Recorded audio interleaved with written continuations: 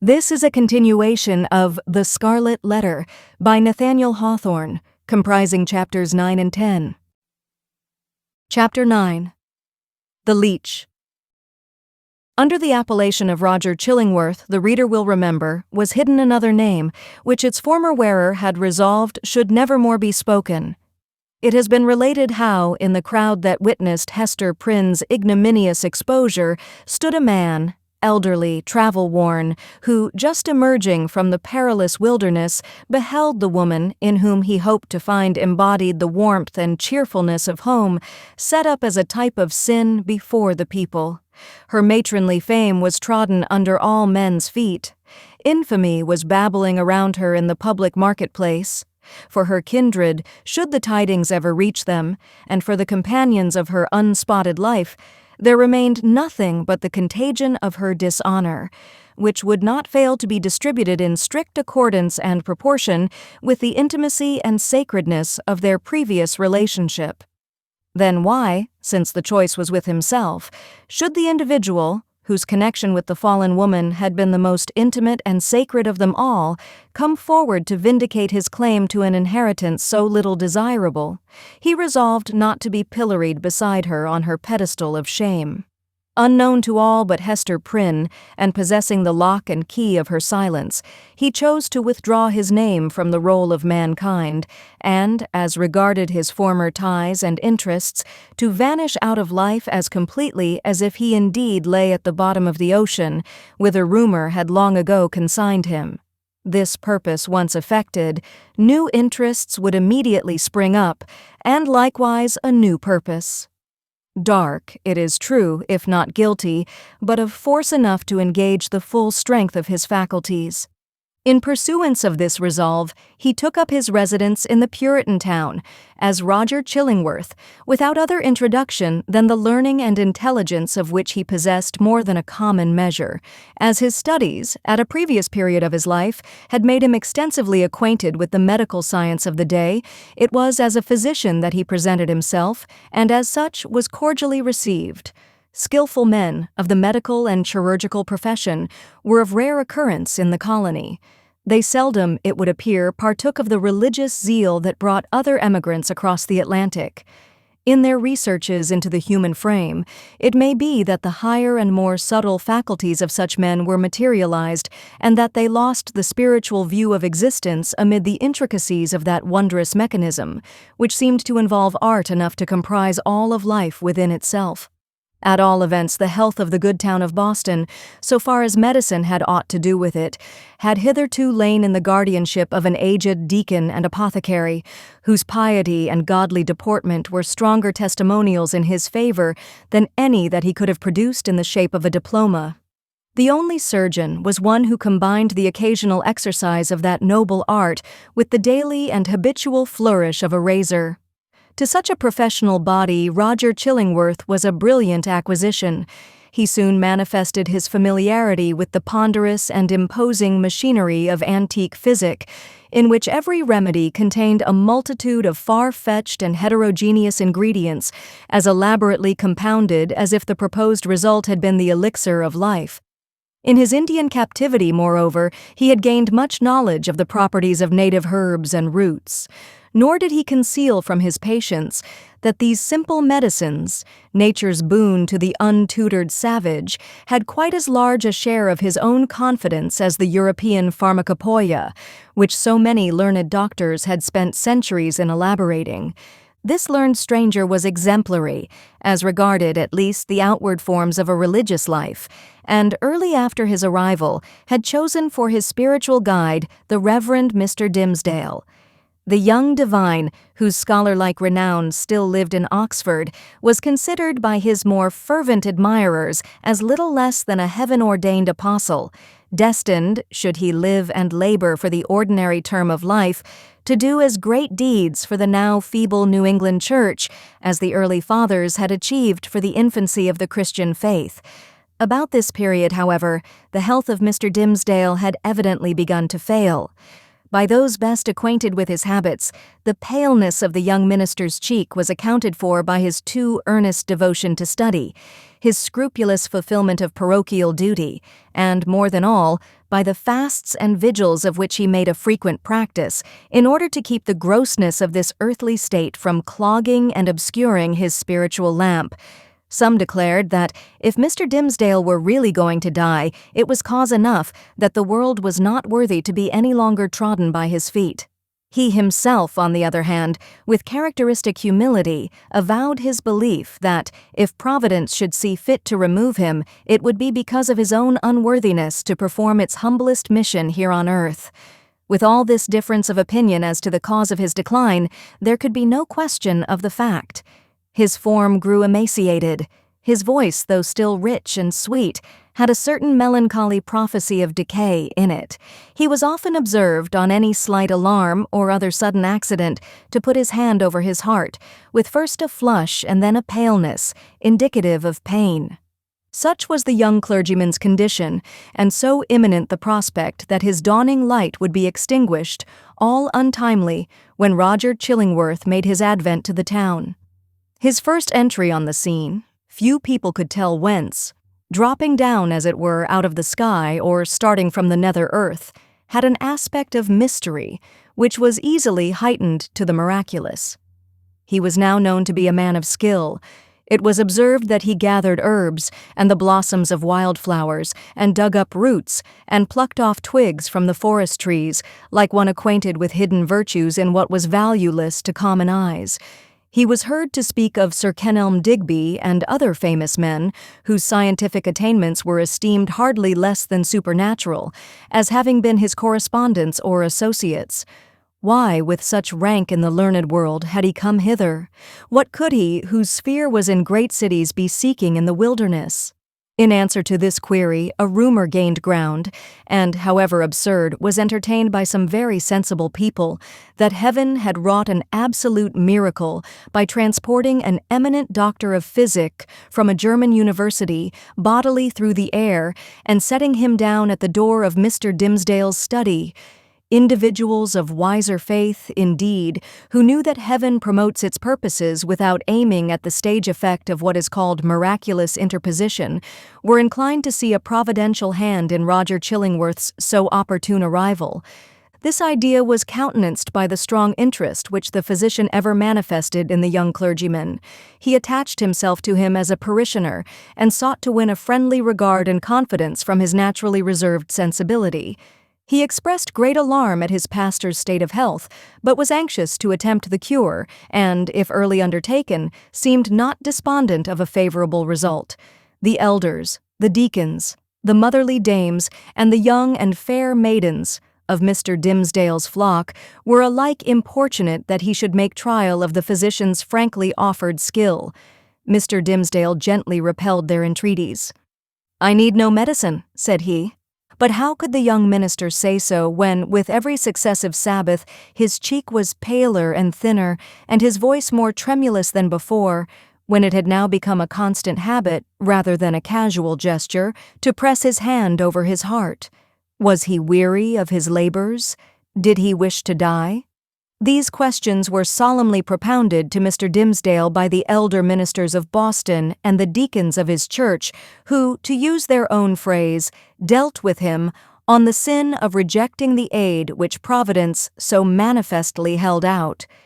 He listened in silence, and finally promised to confer with the physician. "Were it God's will," said the Reverend Mr. Dimmesdale when, in fulfillment of this pledge, he requested old Roger Chillingworth's professional advice, "I could be well content that my labors and my sorrows and my sins and my pains should shortly end with me, and what is earthly of them be buried in my grave, and the spiritual go with me to my eternal state, rather than that you should put your skill to the proof in my behalf."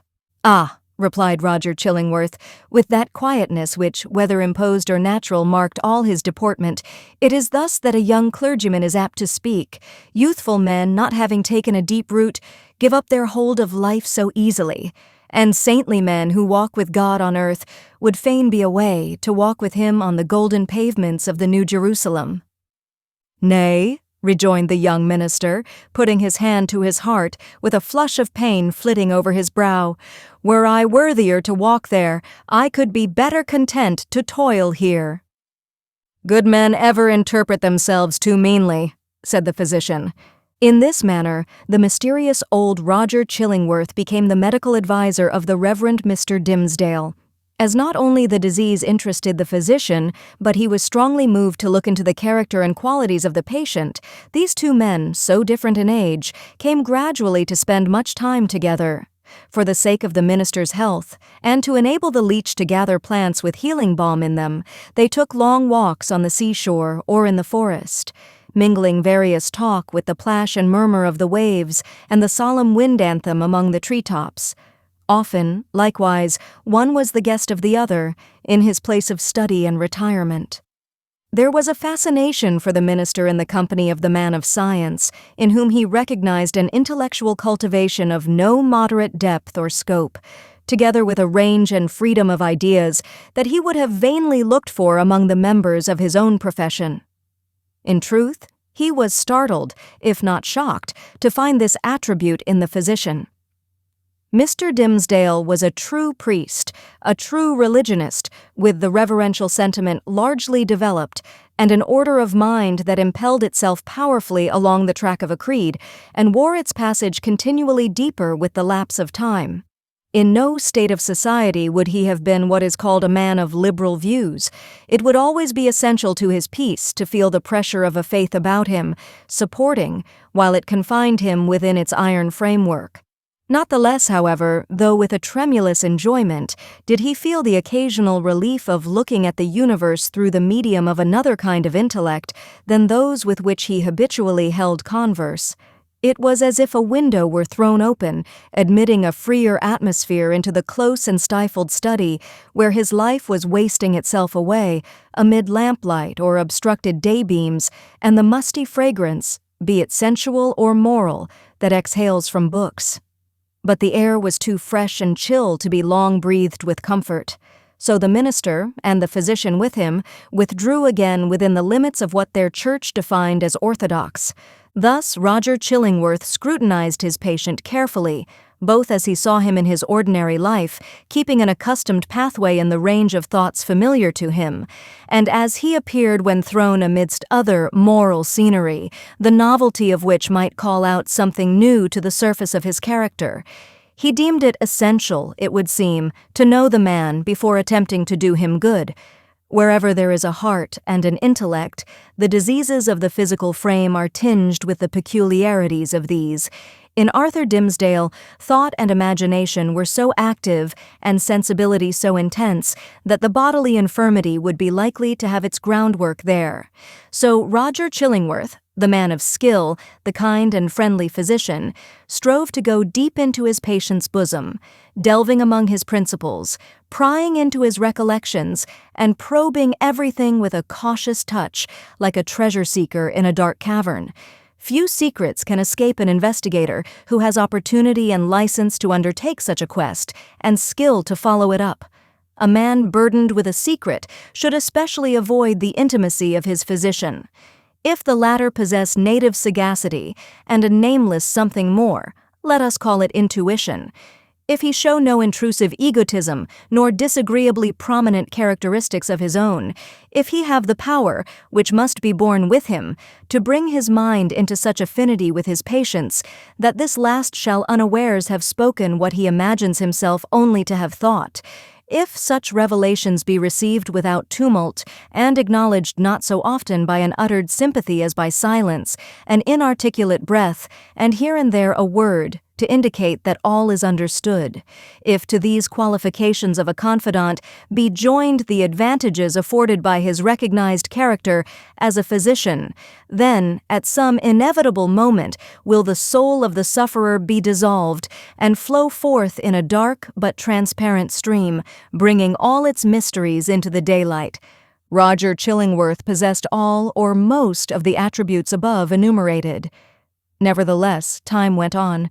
A kind of intimacy, as we have said, grew up between these two cultivated minds, which had as wide a field as the whole sphere of human thought and study to meet upon. They discussed every topic of ethics and religion, of public affairs and private character. They talked much on both sides of matters that seemed personal to themselves. and yet no secret, such as the physician fancied must exist there, ever stole out of the minister's consciousness into his companion's ear. The latter had his suspicions indeed that even the nature of Mr. Dimmesdale's bodily disease had never fairly been revealed to him. It was a strange reserve. After a time, at a hint from Roger Chillingworth, the friends of Mr. Dimmesdale effected an arrangement by which the two were lodged in the same house, so that every ebb and flow of the minister's life-tide might pass under the eye of his anxious and attached physician. There was much joy throughout the town when this greatly desirable object was attained. It was held to be the best possible measure for the young clergyman's welfare. Unless indeed as often urged by such as felt authorized to do so, he had selected someone of the many blooming damsels, spiritually devoted to him, to become his devoted wife. This latter step, however, there was no present prospect that Arthur Dimmesdale would be prevailed upon to take. He rejected all suggestions of the kind, as if priestly celibacy were one of his articles of church discipline.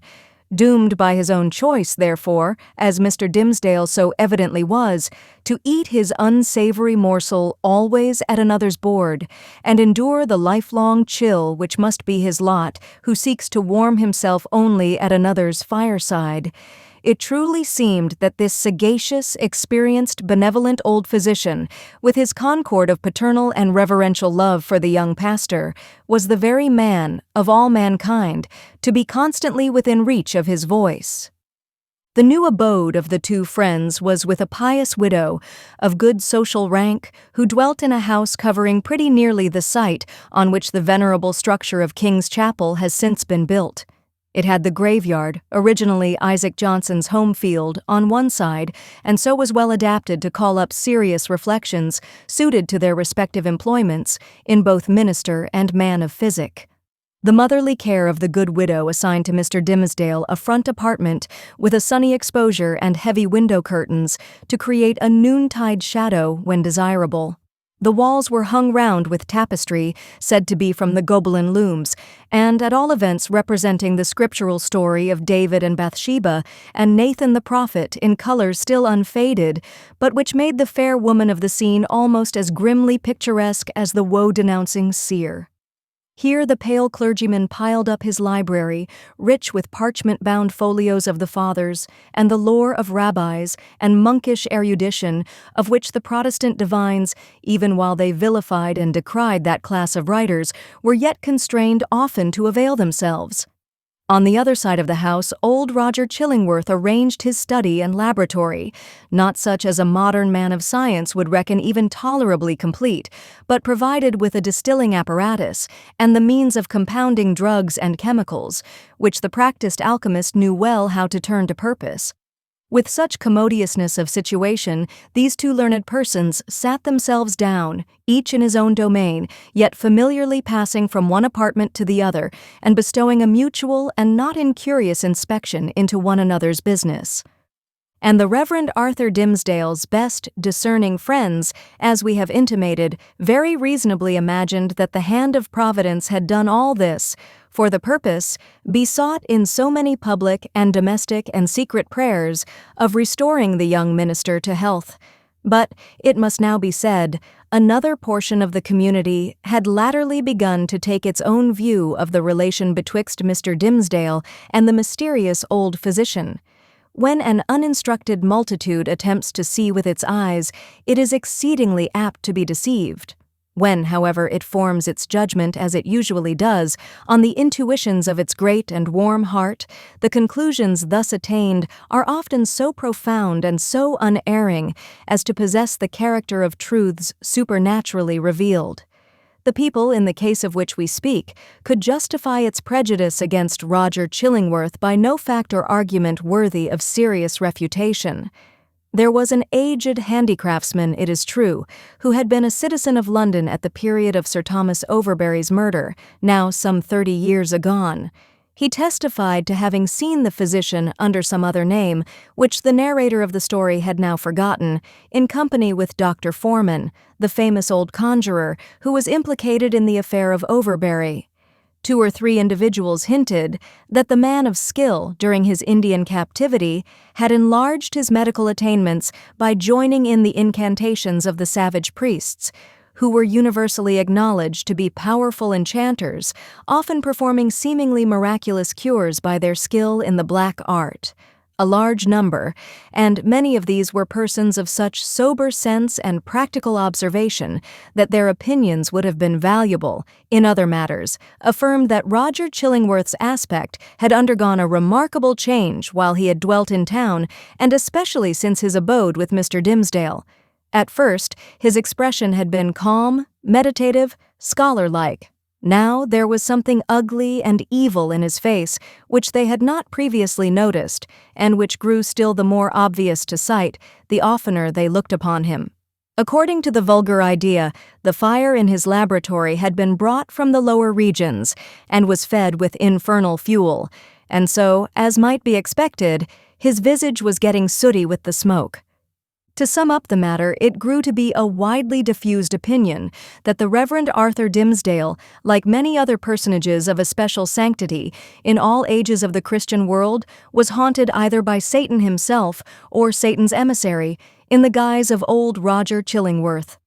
This diabolical agent had the divine permission, for a season, to burrow into the clergyman's intimacy and plot against his soul. No sensible man, it was confessed, could doubt on which side the victory would turn.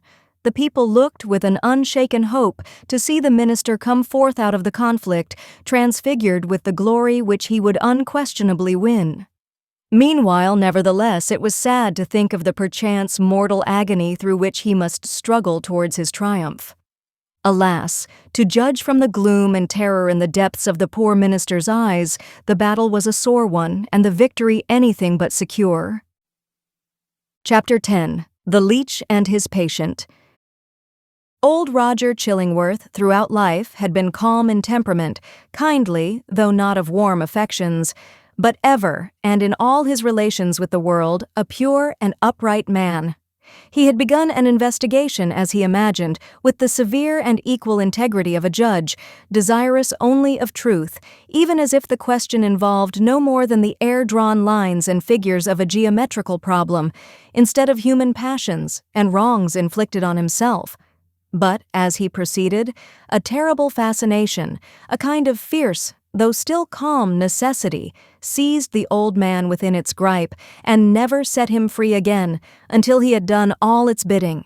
He now dug into the poor clergyman's heart like a miner searching for gold, or rather, like a sexton delving into a grave, possibly in quest of a jewel that had been buried on the dead man's bosom, but likely to find nothing save mortality and corruption.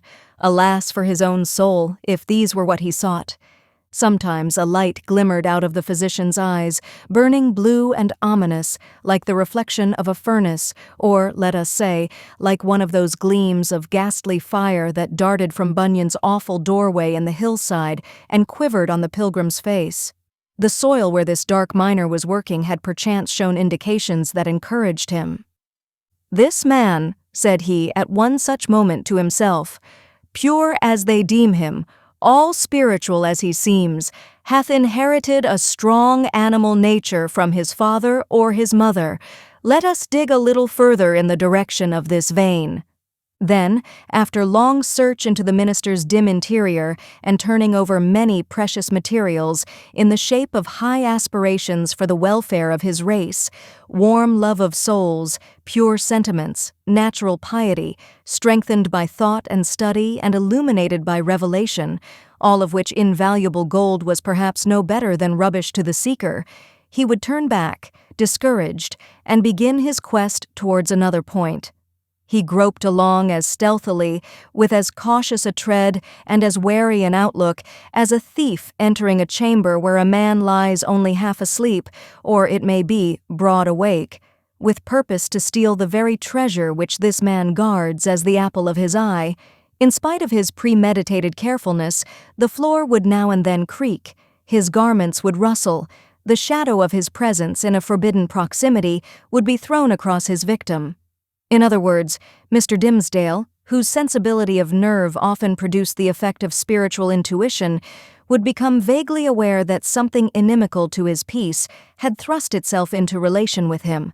But old Roger Chillingworth, too, had perceptions that were almost intuitive, and when the minister threw his startled eyes towards him, there the physician sat, his kind, watchful, sympathizing, but never intrusive friend.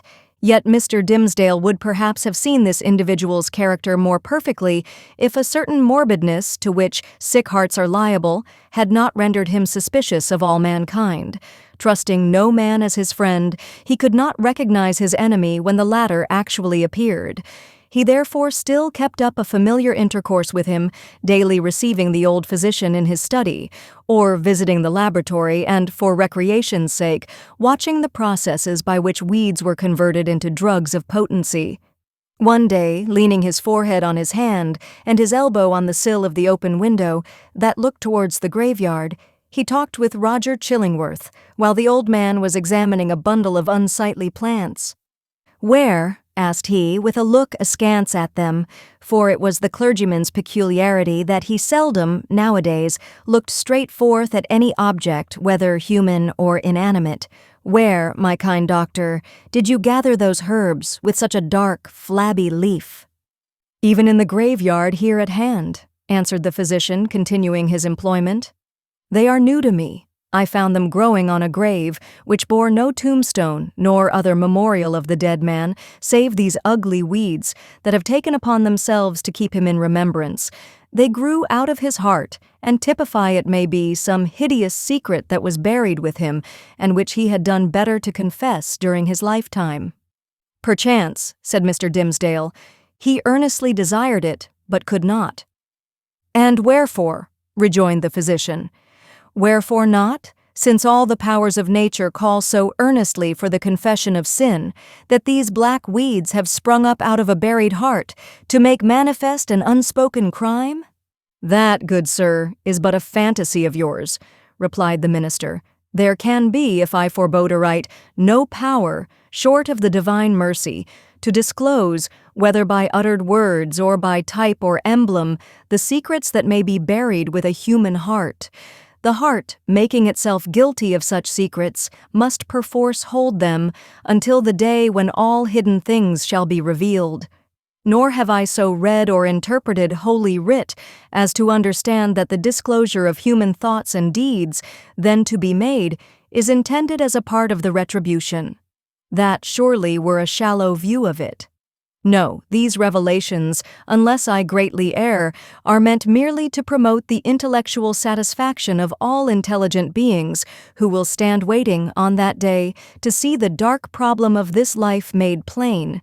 A knowledge of men's hearts will be needful to the completest solution of that problem, and I conceive, moreover, that the hearts holding such miserable secrets as you speak of will yield them up at that last day, not with reluctance, but with a joy unutterable."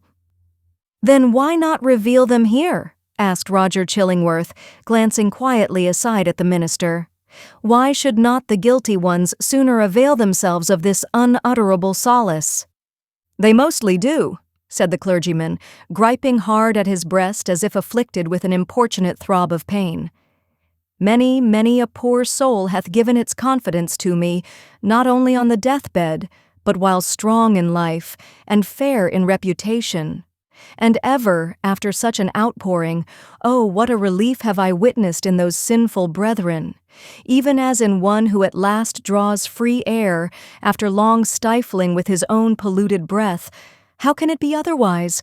Why should a wretched man, guilty, we will say, of murder, prefer to keep the dead corpse buried in his own heart, rather than fling it forth at once, and let the universe take care of it?" "Yet some men bury their secrets thus," observed the calm physician.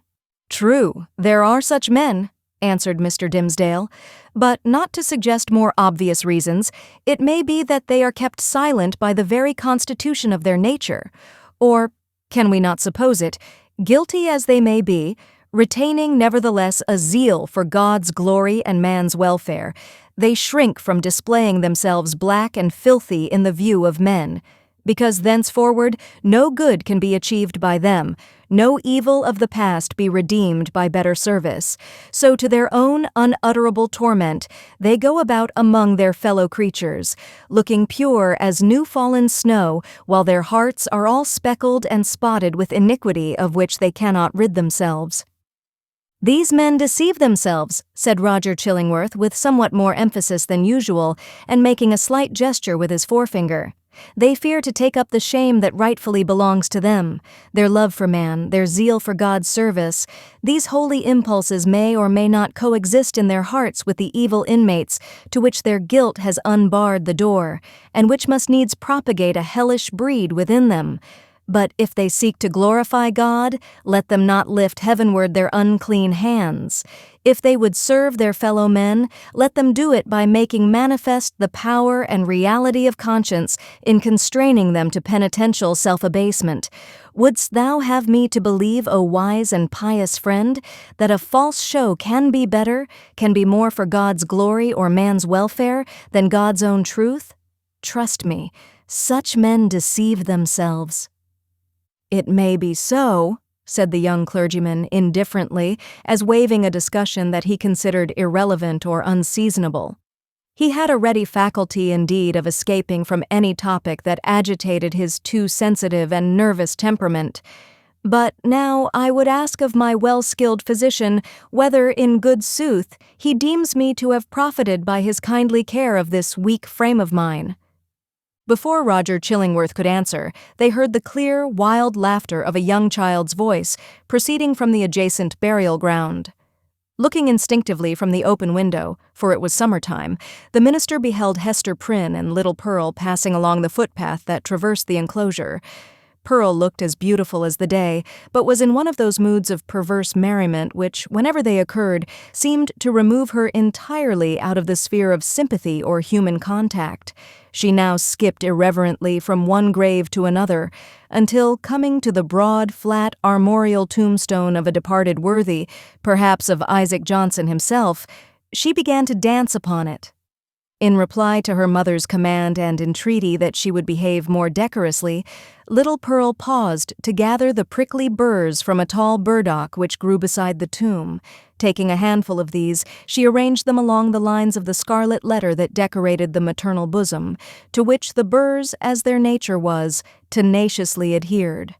Hester did not pluck them off.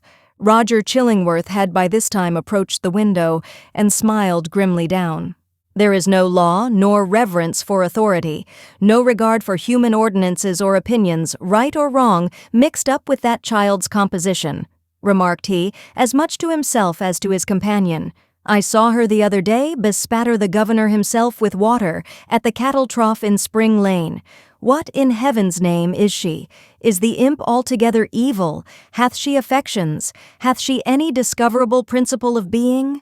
"None, save the freedom of a broken law," answered Mr. Dimmesdale in a quiet way, as if he had been discussing the point within himself. "Whether capable of good, I know not." The child probably overheard their voices, for looking up to the window with a bright but naughty smile of mirth and intelligence, she threw one of the prickly burrs at the Reverend Mr. Dimmesdale.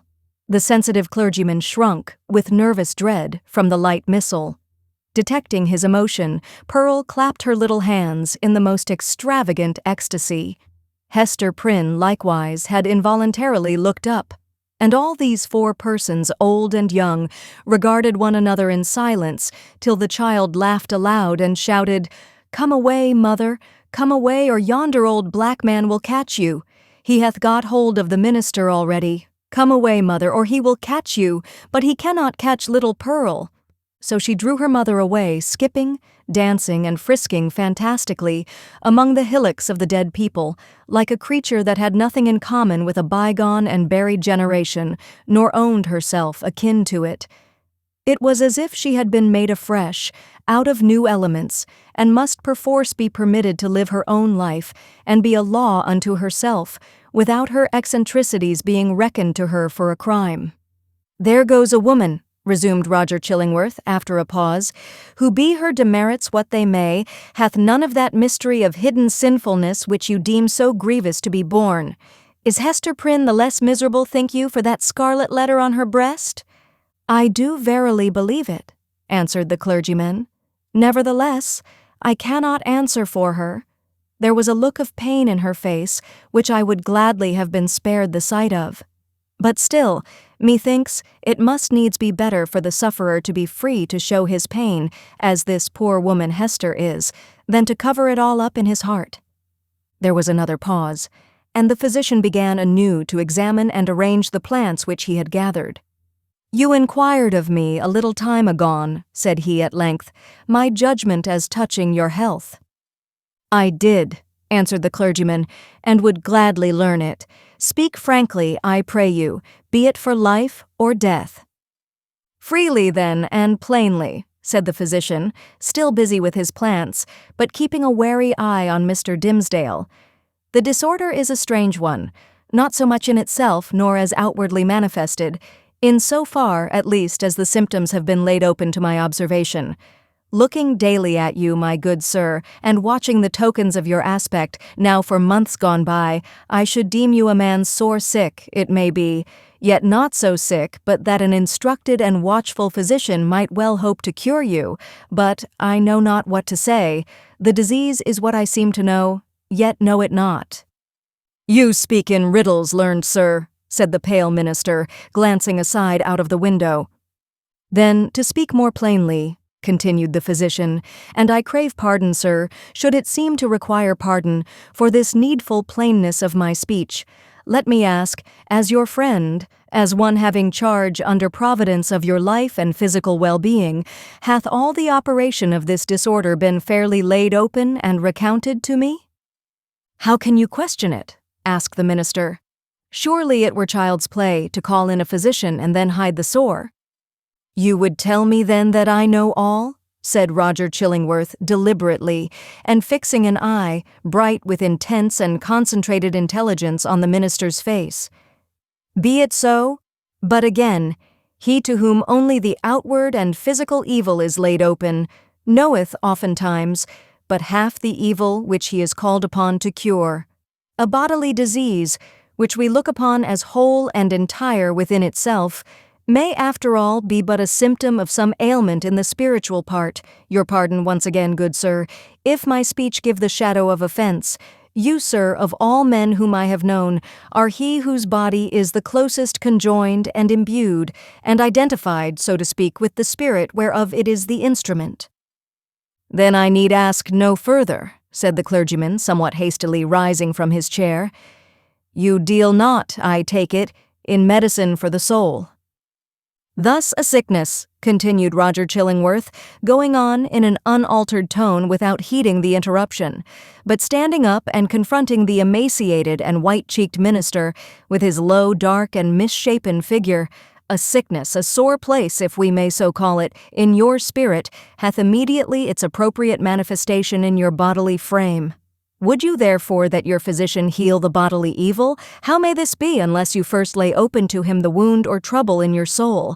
"No, not to thee, not to an earthly physician," cried Mr. Dimmesdale, passionately, and turning his eyes full and bright, and with a kind of fierceness, on old Roger Chillingworth. "Not to thee, but if it be the soul's disease, then do I commit myself to the one physician of the soul. He, if it stand with his good pleasure, can cure, or he can kill. Let him do with me as, in his justice and wisdom, he shall see good. But who art thou that meddlest in this matter, that dares thrust himself between the sufferer and his God?" With a frantic gesture, he rushed out of the room. "It is as well to have made this step," said Roger Chillingworth to himself, looking after the minister with a grave smile. "There is nothing lost. We shall be friends again anon. But see now, how passion takes hold upon this man, and hurrieth him out of himself, as with one passion so with another. He hath done a wild thing ere now, this pious Master Dimmesdale, in the hot passion of his heart. It proved not difficult to re-establish the intimacy of the two companions, on the same footing and in the same degree as heretofore. The young clergyman, after a few hours of privacy, was sensible that the disorder of his nerves had hurried him into an unseemly outbreak of temper, which there had been nothing in the physician's words to excuse or palliate. He marveled indeed at the violence with which he had thrust back the kind old man, when merely proffering the advice which it was his duty to bestow, and which the minister himself had expressly sought. With these remorseful feelings, he lost no time in making the amplest apologies, and besought his friend still to continue the care, which, if not successful in restoring him to health, had, in all probability, been the means of prolonging his feeble existence to that hour. Roger Chillingworth readily assented, and went on with his medical supervision of the minister, doing his best for him in all good faith, but always quitting the patient's apartment at the close of a professional interview, with a mysterious and puzzled smile upon his lips. This expression was invisible in Mr. Dimmesdale's presence, but grew strongly evident as the physician crossed the threshold. "A rare case," he muttered. "I must needs look deeper into it, a strange sympathy betwixt soul and body. Were it only for the art's sake, I must search this matter to the bottom." It came to pass, not long after the scene above recorded, that the Reverend Mr. Dimmesdale at noonday, and entirely unawares, fell into a deep, deep slumber, sitting in his chair, with a large black-letter volume open before him on the table. It must have been a work of vast ability in the somniferous school of literature. The profound depth of the minister's repose was the more remarkable, inasmuch as he was one of those persons whose sleep ordinarily is as light, as fitful, and as easily scared away as a small bird hopping on a twig. To such an unwonted remoteness, however, had his spirit now withdrawn into itself, that he stirred not in his chair when old Roger Chillingworth, without any extraordinary precaution, came into the room. The physician advanced directly in front of his patient, laid his hand upon his bosom, and thrust aside the vestment that hitherto had always covered it even from the professional eye. Then, indeed, Mr. Dimmesdale shuddered and slightly stirred. After a brief pause, the physician turned away, but with what a wild look of wonder, joy, and horror, with what a ghastly rapture, as it were, too mighty to be expressed only by the eye and features, and therefore bursting forth through the whole ugliness of his figure, and making itself even riotously manifest by the extravagant gestures with which he threw up his arms towards the ceiling and stamped his foot upon the floor. Had a man seen old Roger Chillingworth at that moment of his ecstasy, he would have had no need to ask how Satan comports himself when a precious human soul is lost to heaven and won into his kingdom. But what distinguished the physician's ecstasy from Satan's was the trait of wonder in it. This concludes the 8th part of 15 total of The Scarlet Letter by Nathaniel Hawthorne, produced by Best Audiobooks for free.